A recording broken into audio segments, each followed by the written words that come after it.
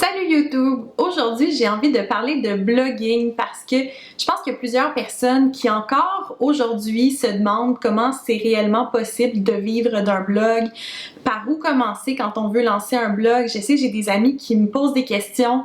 Des fois, ils doivent simplement travailler sur un site web pour leur travail ou pour un hobby et c'est super intimidant, on ne sait pas par où commencer. Alors je sais que c'est pas le sujet le plus original qui soit, mais étant blogueuse depuis plus de 10 ans déjà, fou, j'avais envie de donner mes quelques petits trucs, mes 5 trucs les plus importants afin de lancer son blog. Restez jusqu'à la fin parce que j'ai des ressources pour vous à vous recommander si c'est un sujet qui vous intéresse. Et je pense que j'écoute beaucoup trop la chaîne YouTube Dr. Lee parce qu'avant de commencer dans mon top 5, tout ce que j'ai envie de faire, c'est dire Here we go! Alors la première chose qu'il faut savoir, et je dirais ça même avant mon premier truc, c'est que être blogueur ou travailler sur les réseaux sociaux, ce que certains vont appeler influenceur, mot que je déteste plus que toute chose au monde, c'est un peu difficile à comprendre parce que c'est, je crois, puis peut-être que je me trompe, mais j'aurais envie de dire un des rares emplois où plus ça a l'air facile, plus c'est difficile. Juste publier une recette sur Internet, tout le monde cuisine, ça doit être facile. Ha ha ha! C'est énormément de travail. Alors, juste avant même de commencer dans les trucs, là, je pense que c'est important de préciser ça, que ce n'est pas parce que ça a l'air facile que ce l'est réellement. Et ça ne veut pas dire que ça vaut pas la peine de commencer. C'est un top 5 comment lancer son blog, 5 choses à savoir avant de lancer son blog. Alors je commence avec la base de la base, choisir son CMS. Là, peut-être que vous dites de que c'est. What is a CMS? CMS, c'est ça? C'est tout à fait normal de ne pas savoir c'est quoi. CMS, c'est un terme en fait qui vient de Content Management System en anglais. C'est le système que vous allez utiliser pour bloguer. Je dirais que la majorité des blogueurs de nos jours utilisent WordPress. C'est probablement la plateforme la plus commune. Mais il y a également Wix, Squarespace, même si c'est possible de bloguer sur Shopify si vous avez une boutique en ligne. Bref, il y a énormément de choix qui s'offrent à vous, puis c'est ça qui peut être intimidant dès le départ, c'est par où je commence. Donc, moi, je vous suggère de faire un blog sur wordpress.org et non .com, simplement parce que c'est le système le plus utilisé sur tout Internet. WordPress, c'est probablement le système le plus difficile à utiliser, mais c'est aussi celui pour lequel vous allez trouver le plus de ressources. Alors pour moi, c'est un mal pour un bien. C'est ce qui va vous offrir le plus de possibilités sur le long terme. Restez jusqu'à la fin parce que j'ai des ressources pour vous aider pour passer à travers ce début-là qui est hyper intimidant. Une fois que vous avez votre site web sur wordpress.org, que vous avez un hébergeur, donc votre propre .com, vous allez pouvoir vous lancer. Mais encore une fois, avant d'écrire, il y a plein de choses à faire. Puis la première, ça va être de choisir un thème.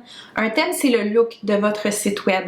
Et il y a des milliers et des milliers et des milliers de thèmes sur Internet. Et selon les bonnes pratiques du moment, les recommandations vont diverger. Alors, ça va être à vous de voir qu'est-ce qui vous plaît visuellement, mais aussi qu'est-ce qui vous permet d'avoir le site le plus rapide possible parce que la performance de votre site n'est pas à négliger. Et là, si vous m'avez entendu dire tout ça et vous êtes comme I'm out, j'abandonne, ça vaut pas la peine. Mon deuxième truc, c'est ça vaut la peine d'avoir un site web. Les médias sociaux, en quelque sorte, c'est des espaces loués. Qu'est-ce que ça signifie? C'est que votre site web, vous le possédez à 100%. Vous décidez exactement ce que vous voulez en faire. Vous pouvez le bouger d'un hébergeur à un autre, changer de thème. Vous pouvez vraiment tout changer. Vous pouvez même changer l'URL de votre site web si vous le désirez. Ça vous appartient. Si vous êtes seulement sur les médias sociaux, ce qui peut être tentant au départ parce qu'il y a des gens qui atteignent des super beaux followings sur les médias sociaux. Le nombre de blogueurs que j'ai vu perdre accès à leurs médias sociaux, malheureusement, c'est énorme. Des fois, ils sont capables de récupérer leurs accès après beaucoup de travail, mais j'ai vu des gens qui ont simplement perdu leur plateforme. Et ça, c'est parce que c'est vraiment loué. Quand tu es seulement sur les médias sociaux, tu ne contrôles pas le processus de A à Z. Alors oui, ça vaut la peine, puis c'est probablement comme ça que tu vas aller chercher des lecteurs au début, mais dès que tu as la chance, c'est super important de faire un site web pour vraiment être propriétaire de ton espace sur le web. Oui, c'est possible qu'un site web soit hacké aussi, là, mais tu as beaucoup plus de recours, de backup, de trucs possibles à faire lorsque tu es sur ton propre espace. Et si un jour tu veux monétiser, il y a beaucoup plus de trucs qui vont s'offrir à toi si tu es sur ta propre plateforme. Les médias sociaux, c'est bien, mais gardez ça en tête. Les médias sociaux, c'est un espace loué. Un site web, ça m'appartient à 100%. Mon troisième truc, c'est de choisir une niche. Et une niche, c'est pas pour les petits chiens tout cute. Une niche, ça veut dire le sujet dont tu vas parler sur ton blog. Et c'est super intimidant quand tu commences. Moi, je sais que quand j'ai commencé à bloguer, j'étais comme, mais je veux parler de tout. C'est quoi cette idée de choisir un petit truc vraiment précis? C'est simplement, c'est ça qui va faire ta différence. Puis ça peut être développé de plein de façons différentes. Pour vous aider, moi je vous suggère de faire un calendrier éditorial. Un calendrier éditorial, c'est de mettre sur un calendrier vos idées de billets et de vous donner des deadlines. Donc, ça permet de voir, ok, si je parle de ce sujet-là, telle journée, je pourrais parler de tel autre sujet qui va être complémentaire une autre journée. Et en ayant des deadlines, ça vous force à vous lancer. Et si vous vous posez des questions justement par rapport à ok, mais un calendrier éditorial, ça va être juste un calendrier, je pars par où, comment je fais pour me rappeler si j'ai déjà traité d'un sujet ou d'un autre, je vous partage une information au sujet du kit d'outils pour blogueuses que je propose sur ma boutique. Ce kit d'outils pour blogueuses, ça va vous permettre justement de tout faire ces exercices-là et d'avoir une bonne organisation pour votre blog parce que je sais que ça peut être facile d'aller à gauche, à droite, de pas trop savoir où on s'en va. Puis après ça, vous allez commencer à entendre parler de termes comme le SEO, puis l'optimisation, puis vous allez être comme... Avec mon kit d'outils pour blogueuses, vous allez vraiment avoir des trucs pour vous tout garder en place et ne pas avoir cet overwhelm qui est souvent associé au début d'un nouveau projet.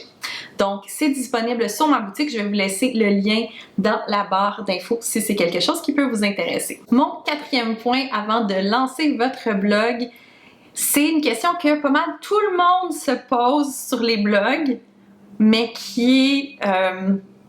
tellement, ben pas secondaire, mais c'est souvent difficile de faire ça dès le début. De commencer qu'on fait de l'argent avec un blog. Avouez que si vous voulez en lancer un, probablement que ça fait partie de vos motivations. C'est un hobby qui peut coûter de l'argent, bloguer, donc avoir un site web, ça engendre des frais. Donc c'est certain que la plupart des gens sont intéressés d'une façon ou une autre à monétiser. Pas nécessairement à avoir un emploi à temps plein, mais au moins que ça ne leur coûte pas de l'argent. Alors, il y a plein de ressources sur comment faire de l'argent avec un blog. Je n'invente rien ici. Selon moi, il y a 5 façons de faire de l'argent avec un blog. Alors, le premier point, la publicité, c'est très évident, c'est la publicité display. J'en ai sur mon site. La plupart des sites que vous visitez ont de la publicité. Souvent, c'est ce qui va gosser un petit peu le monde, mais c'est une réalité du web d'aujourd'hui. C'est du contenu gratuit que l'on produit, donc la publicité, c'est une façon optimale de faire de l'argent pour le blogueur parce que ça n'a pas d'impact sur la ligne directrice.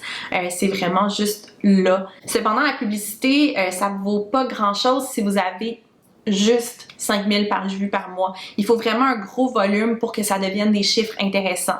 La régie que j'utilise, Mediavine, demande 50 000 sessions par mois afin de pouvoir s'inscrire. Alors, c'est vraiment des chiffres là, qui sont importants. Si vous avez moins de sessions, c'est possible d'avoir de la publicité quand même avec des outils comme AdSense. Il y a plusieurs régies aussi, mais les montants que vous allez faire, peut-être que ça va être 5-10 $ par mois. Selon moi, c'est mieux d'attendre avant de mettre de la publicité pour que ça nous donne vraiment un montant non négligeable par mois. Ça vaut pas la peine de le faire pour un 5-10 $ par mois. Ça va juste gosser les gens puis c'est pas vraiment de l'argent dans vos poches. La deuxième façon de faire de l'argent avec un blog, c'est le contenu commandité et j'inclus là-dedans le travail d'ambassadeur. Un peu comme les athlètes en fait, façon la plus simple de le dire. Ce que je trouve intéressant du contenu commandité, c'est que la compagnie peut dire je vais donner de l'argent pour que tu fasses ce contenu-là, mais on veut du contenu intéressant. Ce n'est pas juste des mentions publicitaires sans aucun plus-value. Dans le travail d'ambassadeur, ben ça pourrait être si je porte des vêtements d'une certaine marque. Par exemple, je regarde beaucoup la chaîne Yoga with Adriene.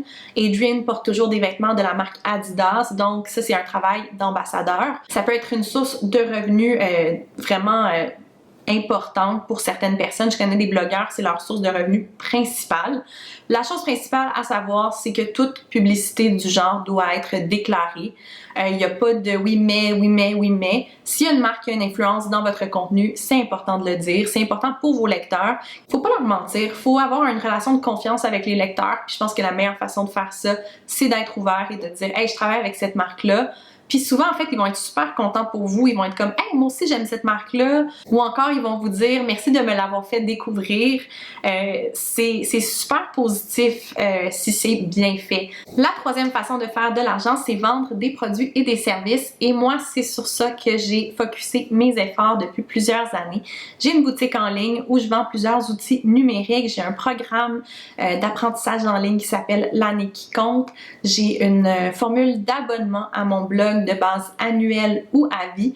Bref, j'offre plusieurs services, outils en fait, à mes lectrices et ça me permet d'aller chercher un certain revenu en les aidant. Moi, la façon que ma boutique a commencé, j'ai commencé à parler de certains trucs que je faisais, de mon budget, de trucs comme ça et je me suis fait demander « Hey, peux-tu me partager ton template? » Et au début, mes templates, c'était pas super beau, là, c'était très de base. Je les ai partagés et j'ai eu du feedback incroyable. Les gens, là, ça les intéressait, ça les aidait. Alors, j'ai fait, OK, il y a quelque chose là qui se passe. J'ai rencontré une experte en Excel, je savais même pas que c'était quelque chose qui existait, qui m'a permis d'optimiser les outils que j'avais commencé à bâtir et j'ai bâti une boutique en ligne où je vends ces outils-là. Quand j'ai parlé tout à l'heure de mon kit d'outils pour blogueuses, c'est l'un des trucs que je propose sur ma boutique. C'est un kit avec plusieurs outils différents que j'utilise dans ma vie de blogueuse. Je me faisais souvent dire, t'es donc bien organisée comme blogueuse, comment le fais-tu? Alors j'ai tout mis ensemble et j'ai décidé de partager ça sur ma boutique. Encore une fois, il y a plein de règles lorsqu'on a une boutique en ligne, il y a plein de choses à savoir. Très important de vous renseigner pour faire les choses adéquatement, que l'on parle de la sécurité des données par rapport aux informations bancaires de vos clients. Donc tout ça est très important. Personnellement, moi j'utilise Shopify et je vais vous laisser en barre d'informations comment exactement ma boutique fonctionne parce que c'est un petit peu non traditionnel. Et la dernière façon de faire de l'argent avec un blog qui est vraiment direct, c'est les produits connexes. Donc moi j'ai écrit 2 livres grâce à mon blog. Ces livres-là ne seraient jamais nés si je n'avais pas eu mon blog et j'ai également commencé à faire des conférences autant pour les adultes que pour les adolescents. Donc ces projets-là sont vraiment nés de mon blog. Je trouve ça important de différencier un blogueur qui fait des revenus comme un livre, comme des conférences, de les contrats qu'il est possible d'obtenir parce qu'on a une belle vitrine en tant que blogueur. Je connais beaucoup de blogueurs qui utilisent leur blog non pour faire des revenus directs, mais bien pour obtenir des contrats ailleurs. Donc, des blogueurs qui démontrent un peu leur capacité en tant que photographe, que de rédacteur, comme gestionnaire de médias sociaux et qu'ensuite vont être engagés pour des compagnies pour écrire, prendre des photos, faire les médias sociaux, mais vraiment ailleurs. Et mon dernier truc à savoir avant de lancer votre blog, c'est qu'un blog, c'est jamais terminé. Vous l'aurez compris par tout ce que je viens de dire au cours des dernières minutes, il y a plein de choses qui peuvent changer en cours de route et selon moi, c'est ça qui fait la beauté d'Internet. Moi, qui a des tendances perfectionnistes, le fait que je peux retourner en arrière, que je peux mettre à jour des billets, que je peux changer les photos, et surtout en tant que personne qui a un blog depuis 2000... En fait, c'est difficile de dire quand j'ai commencé à bloguer parce que j'étais sur LiveJournal, sur Blogger, sur WordPress.com. Je suis arrivée sur WordPress.org en 2011, donc ça fait à ce moment-ci 10 ans que je suis sur WordPress.org, mais j'avais des sites web pendant au moins les 10 années précédentes. Quand j'ai changé de plateforme, fait suivre mon contenu, alors c'est tellement sécurisant pour moi de savoir que rien n'est jamais final. Je peux retourner en arrière, je peux faire des modifications, je peux effacer des choses, je peux ajouter des choses. Bref, même si vous avez des tendances perfectionnistes, il ne faut pas que ça vous empêche de lancer un site web parce que vous allez pouvoir faire des changements par la suite. Alors j'espère que ces 5 trucs vous ont aidé à savoir si vous voulez et si vous avez les capacités de lancer un blog en ce moment. Avant de quitter, je veux me faire une petite plug. Je vous ai mentionné tout au long de la vidéo que si tout ça vous intimide, vous savez pas où commencer, j'ai une ressource pour vous. C'est un e-book que j'ai écrit qui s'appelle « Ce que j'aurais aimé savoir avant de lancer mon blog ». C'est un e-book plutôt simple, une centaine de pages, qui passe à travers toutes les choses dont j'ai parlé aujourd'hui, mais beaucoup plus en détail et encore plus d'éléments, je dirais. Donc, si vous avez des doutes, si vous ne savez pas si lancer un blog, c'est la bonne chose à faire, si vous ne savez pas comment le faire, ce e-book est vraiment une très bonne ressource pour vous. Le e-book est disponible seul, donc si vous avez juste besoin des trucs, mais également en bundle, donc en achat groupé avec mon kit d'outils pour blogueuses si vous croyez avoir besoin des deux. Donc, je vous laisse les liens pour vous procurer ces deux choses dans la barre d'infos. Et d'ici là, je vous remercie d'avoir regardé la vidéo. Si ça vous a plu, si ça vous a donné des trucs pratiques, je vous invite à donner un petit thumbs up, à me suivre sur YouTube si ce n'est pas déjà fait. Et je vous dis à très bientôt!